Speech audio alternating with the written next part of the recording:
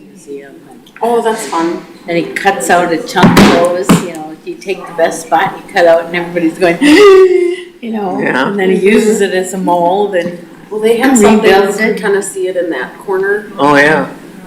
I think that was somewhat recent, so they're working on that. Yeah. Water damage almost? It looks like it. If they need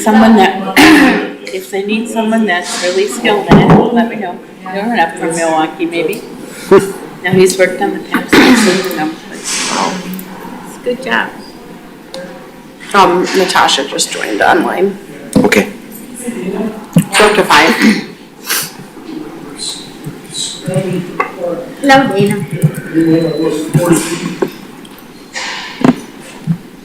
Good morning. Good morning. Good morning.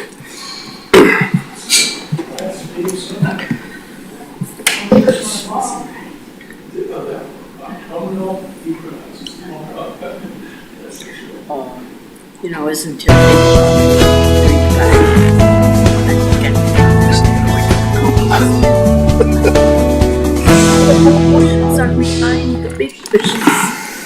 Good morning and welcome to the Senior Activity Center Commission meeting for September.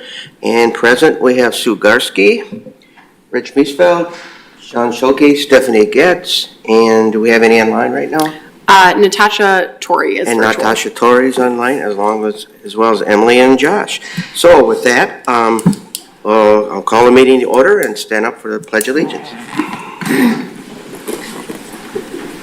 I pledge allegiance to the flag of the United States of America and to the republic for which it stands, one nation, under God, indivisible, with liberty and justice for all. And we also welcome the Friends of Uptown Social members here as they keep coming in here. So we look for approval of the minutes of July 20th with a couple corrections to under committee meetings members present, change the name from Stephanie Getch to Stephanie Getz, and also under number 3. So is there any other additions or corrections that anyone sees? Hearing none, I ask for approval of the corrected minutes. All in favor, signify by saying aye. You need a first. Don't you need a motion? Do you need a motion? You need a motion. You need a motion, yeah. Rich. Okay. I make that motion. Okay, John Shook is making a motion to approve the minutes. Thank you. It's early in the morning. It is early. Is there a second? I second. Okay, now, all in favor of approving the amended minutes, signify by saying aye. Aye. Any opposition? Okay, minutes are approved. Then we'll go into a discussion. Emily, on a program, or Josh, excuse me, program update. So for programs, there's no massive updates into new stuff that we're adding. We're getting a lot of these surveys that are coming in for that we had out in the newsletter last month, and we're compiling that still of what people want, what they're interested in, comments. And then at the end of October and the first week of November, we're going to be shutting down programs just for Emily and myself and others, just to kind of get ready for the building, get everything settled in with the program leads and all that. So that's going to be the only major change to the October and beginning of November programming. But other than that, we're still getting a lot of new people for programs. Probably averaging still at like 1 new member a week coming to classes. So it's been good. And Emily and Dana did a fantastic job last week with programs, so that was great to hear. But Josh took a very well-deserved vacation. Yes. So we didn't lose anybody while you were gone. But that's my quick program update. Okay, great. Yeah. Thank you. Any questions from the commission for Josh?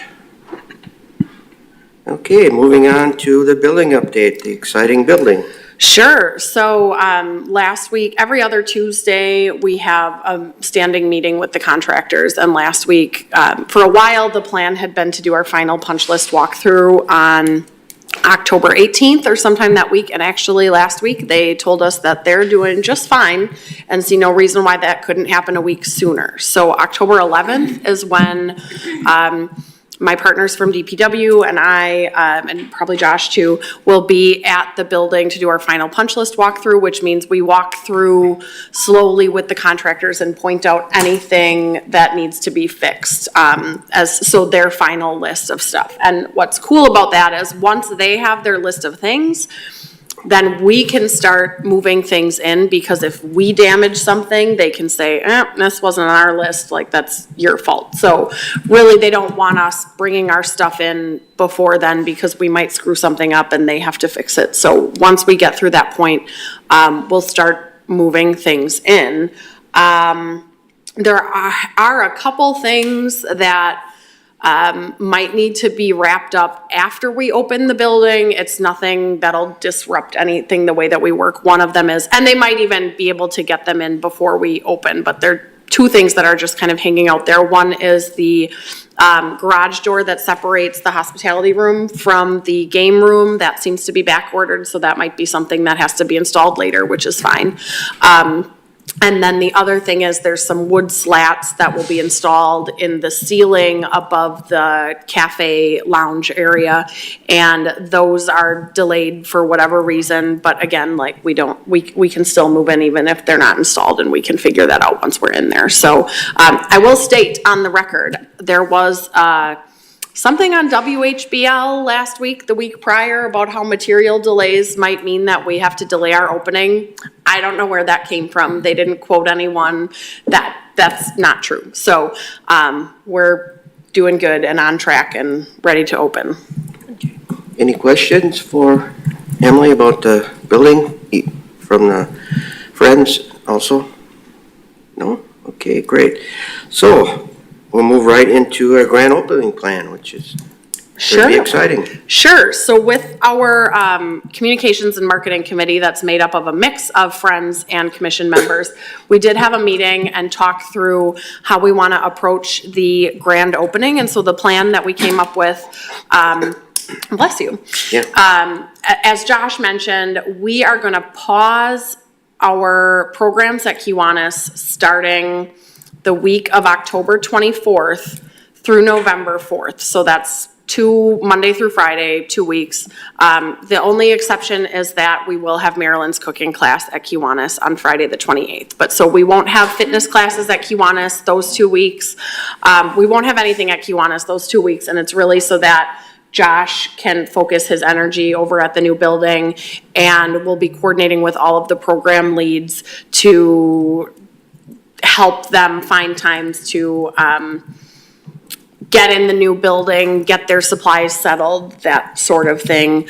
But programs at City Hall and the Mead Library will still be on. So for our bridge players, we'll still have bridge, we'll still have mahjong, we'll still have yoga here at City Hall. It's just really, it's too much for us to try and manage having someone being over at Kiwanis while we're focused over there. So that's October 24th through November 4th. Also scheduled the week of October 31st is when the furniture company has their crew scheduled to be on site assembling furniture. So basically from October 11th to November 4th is when we're gonna have our time over there to get settled, but we won't have the majority of our furniture until November 4th. So if anyone's asking why we don't push the opening up, that's why. There will be nothing to sit on or put your coffee on or whatnot. So then, looking at November, the plan for November 7th to the 11th, that Monday through Friday, is to have a members-only preview week. So not technically open to the public yet, but anyone who's a member or wants to renew a membership or purchase a member can be welcome there, and that's to help us kind of figure anything out before we really open the floodgates. So then that's November 7th through the 11th. And so then Monday, November 14th is when we would open our doors to anyone. And Tuesday, November 15th will be the grand opening. Before our team all leaves today, I'm hoping to schedule another marketing and communications meeting so we can hammer out these final details. But our plan so far for November 15th is that at 10 a.m., is when we will have a program and ribbon cutting. So I'm working with the mayor's team to invite lots of important people, and I would encourage everyone in this room and with us virtually to plan on being there. We'll encourage all of our members and participants to be there.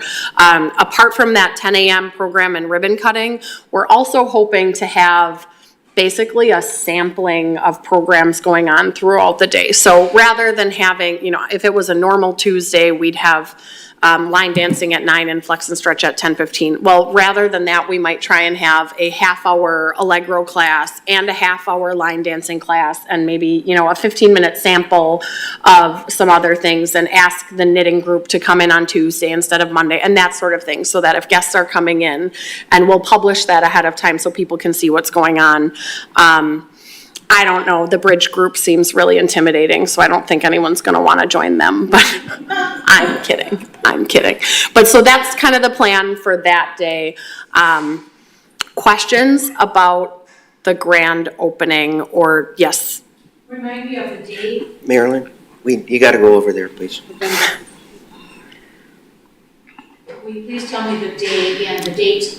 It is Tuesday, November 15th. November 15th. For the grand opening. Thanks. Have the logistics been worked out on who can help move and? Yeah, in process. I will say our friends at DPW have been phenomenal to work with throughout this whole process. So Mike Wilmus, who's the head of facilities, is gonna coordinate with me and Josh about heading over to the old building and identifying the things that are there that we need to have moved over, and then their crews will move things over. It's important for us to limit who's indoors at the old building for safety reasons. So that's why we're not really gonna ask program leads or other volunteers to come help with that aspect. But the crew from DPW will be doing the majority of the heavy lifting of getting things over in the new building, and then we can use our teams over there to help settle that out. One question that has come up a number of times was if the books can come over from the library at the old building, and the library has been so kind as to offer their services cooking the books, so they have a machine that can scan the books and eliminate any germs or that sort of stuff. So we are gonna coordinate with them that any of our books can go through their machine, and then we're all safe and good to go at the new building. Yeah. Definitely a different definition of cooking the books. Yes.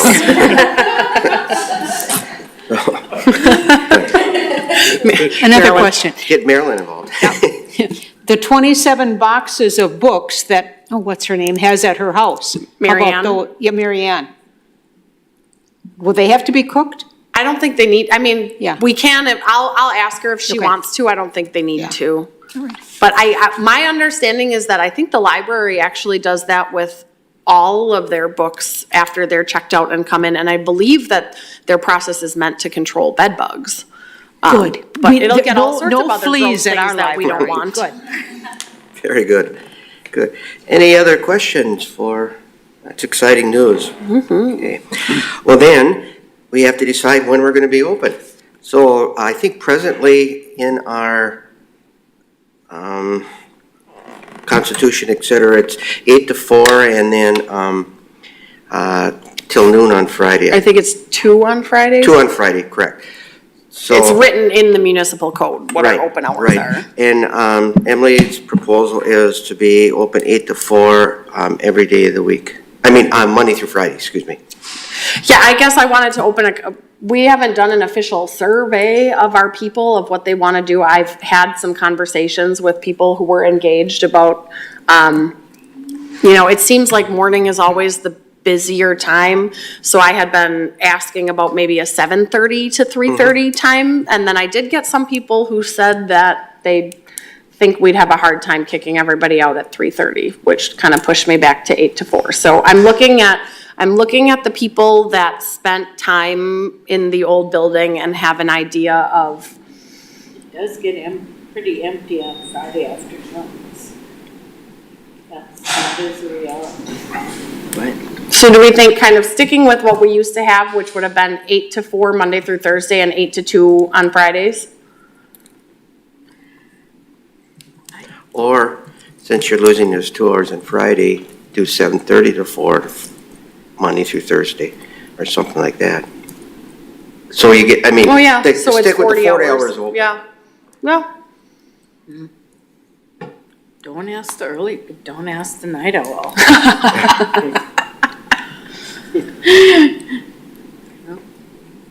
Well, I have an opinion on everything, but don't we all? Well, Marilyn, go up and do the, Yeah. I know one Talking person today. would like to have it at 6:30 in the morning. And I love the 7:30 time, but that's because I'm an early riser. Sue is definitely not an early riser, but lots of us old folks, instead of farts, are early risers. And Friday afternoon, I'm ready to stay home. But that's me. And there's a whole lot of other people besides me.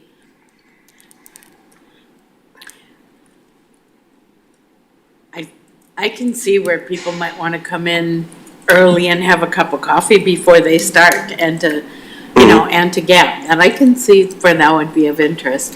But I just think Friday afternoons, people, like when you would have your lunch shows, it's like everybody's out. right, and the plan is, we'll talk about staffing in just a minute, but the plan for the cafe is to go back to what we had at the old building where lunch service would be offered Monday, Tuesday, Wednesday, Thursday, so no lunch service on Friday, but Josh and I like to eat. And so it seemed to be that Maryland's cooking shows often fall on a Friday, so we're not competing with lunch service in the cafe. And then we figured the other Fridays, we just do potlucks or ice cream socials or really any excuse to gather and eat. So should we, I mean, Is need there- a motion to do, I got a question first. Yes. You said the hours are already set by municipal code. Do you have to change that if we change anything today? Well, I think if it's a recommendation. we have a vote and a recommendation, Okay, but does that go to and then the that common would, council or what? I think so. Are you gonna be able to get that in before we do the opening then? I don't think it's gonna be a Well, I think so, okay. yeah. yeah. So, I'll entertain a motion from someone to set the hours from 7:30 to 4 on, 4 on Monday through Thursday and 8 to 2 on Friday. I so move. Pardon? You don't have to be there at 7:30. Okay, did you make a motion? Yes, I Okay, did. is there a second? Second. John seconds. Any further discussion?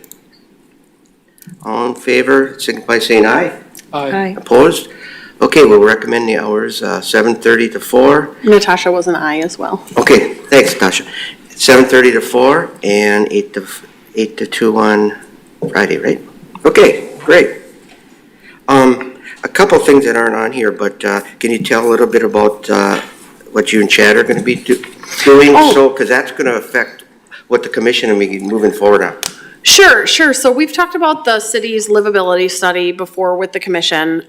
It's mainly been on hold, working through this process, and coming out of the pandemic. Actually starting this afternoon virtually, and then tomorrow and Friday in Madison, I will be at a, conference with AARP out of Madison. So it's all of the communities that are part of the livability program, with a focus on housing for older adults. So I will be participating in a presentation this afternoon virtually here in my office, and then I will be in Madison tomorrow and Friday. Chad, actually, something came up, so he's not gonna be able to be there, but I will be there. And then we're excited once we're in the new building, because really our livability plan is about to expire. So in 2023, we'll need to revisit that and reactivate everything and come up with new plans and action items. Right, because, I think the transition of the commission is going to be, we focused on the building, and now we want to expand to more senior services within the whole community. What livability is part of it and other actions. So that's kind of how the transition is going to be with the Uptown Social Building as, part of it, but it's going to be beyond that, so. So we're looking for. So any other comments or questions to come before this group? Thanks for joining us, Natasha. Do you want to touch on number 9? So then, oh yeah, I got one more important part. Number 9, engagement coordinator update. Sure. So, you might recall, I think the last time the commission met, we were talking about the engagement coordinator position going up to council for a budget amendment to hire for that position, and that was approved, and we went through the hiring process. I want to say there were a dozen applicants. We did phone screen or Zoom screens with 6 candidates. Since the city's HR department is very lean right now, I actually was joined by an HR representative from the city of Fond du Lac. So Jackie Bratz and I conducted those Zoom screens together, and then we invited 5 candidates to have a live interview. 2 declined, and so we held 3 live interviews with a panel that included me, Josh, Dana Elmsen from the Friends, Derek Menk from the Friends, and also as another city employee, and Sue Garski as a commission rep. And so we unanimously agreed that Jane Brill was our candidate that we made an offer to, and it was accepted, and her first day with the city will be October 10th. She comes to us from Generations, where she's been the executive director for the last few years, and so she's certainly familiar with the work that we do. Josh and I have worked very closely with her, and actually we just had a meeting at Generations yesterday because we collaborate on a number of things. She's also served as a volunteer with the Friends Board, so she's certainly familiar with the work that we do, and she's definitely excited to join our team, and we are thrilled to have her. Good. Well, welcome, Jane. Glad to hear that. So any questions about that position? Okay. Our next meeting is scheduled for December 7th at 8 a.m. There's a couple important things that are going to be on the agenda, I believe, approving a few things, and just in case we need the approval earlier, we may have to call a special meeting, but I don't think so, but just in case, so. Okay. Natasha did have one question, and her, for whatever reason, we can't hear her, but it was under the conversation about hours, and she wanted to ask about expanding hours for people who still work, or are still in the workforce. Josh and I have talked about that. I am definitely interested in exploring it. I think for right now, with how lean our staff is, I don't want to spread ourselves too thin right now, but we've definitely talked about maybe having 1 or 2 nights a week where we're open later to offer programming in that time, just on the docket. Okay. Make sense? Okay, great, thanks. Thanks, Natasha, for that question. Okay, any other questions from the Friends or Commission? Okay, hearing none, I will entertain a motion to adjourn. Make that motion. Okay, John I'll second. and Stephanie. Okay, all in favor of adjourning, signify by saying aye. Aye. Any opposition? Okay, well, thank you, everyone, for joining us, and those out in the community watching us, and we'll see you next time. Bye. We should make it work.